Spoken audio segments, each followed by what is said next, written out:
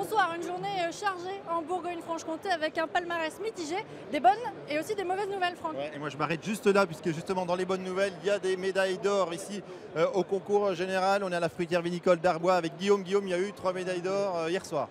C'est ça, oui, 3 médailles d'or pour notre maison, donc la fruitière vinicole d'Arbois, qui est basée à Arbois donc depuis 1906. On est très content parce que c'est vraiment une belle récompense. Et Sur quel produit? alors on a la médaille d'or sur le vin jaune, sur 2 vins jaunes en fait. L'Arbois vin jaune, le Côte du Jura vin jaune, donc sur le millésime 2012. On a aussi eu la médaille d'or sur le crément du Jura blanc et puis sur un chardonnay en Côte du Jura. Ça va changer les choses, ça va augmenter la notoriété de la fruitière.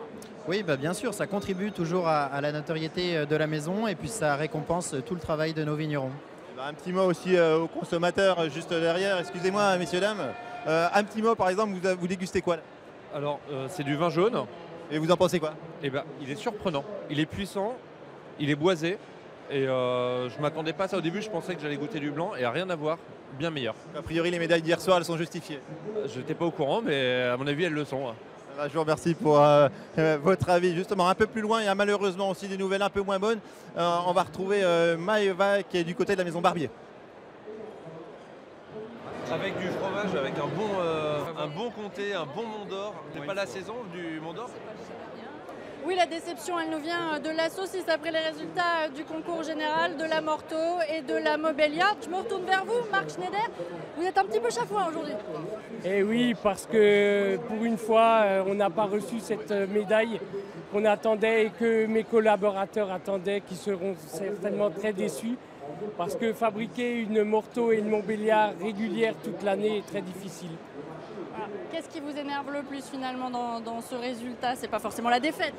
Non, c'est que c'est parti cette année vers des industriels. Les trois médailles sont parties, que ce soit sur la Morteau et sur la Montbéliarde. Et malheureusement, ce n'est pas les petits artisans qui sont en premier plan. Mais la maison Barbier à laquelle vous appartenez, c'est aussi un palmarès antérieur impressionnant. Donc il y aura de beaux jours à venir. Oui, on a commencé par la première médaille d'or sur la Morteau en 2010. Et c'est vrai que régulièrement, on était médaillés. Pas pour cette année, ça sera peut-être pour l'année prochaine. Mais la vraie satisfaction, elle vient du client. Et les clients ici, ils sont plutôt satisfaits. Qu'est-ce que vous en pensez?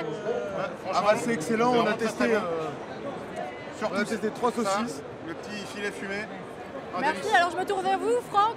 Au menu de demain. Au menu de demain, le concours général des viandes rincées. Les charolais sont favoris. Un concours animé par un certain Gérard Rolls. À demain.